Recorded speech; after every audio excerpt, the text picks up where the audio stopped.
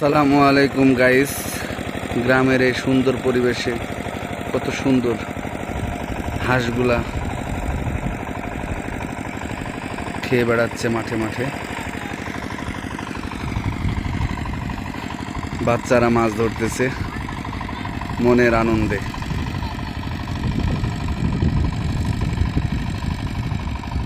আবাদের জমি চাষ করতেছে কৃষক পাওয়ার টিলার দিয়ে।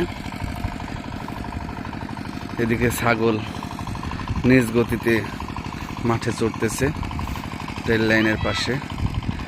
গরু, খুব সুন্দর পরিবেশ। ওয়াও, এক কথায় অসাধারণ।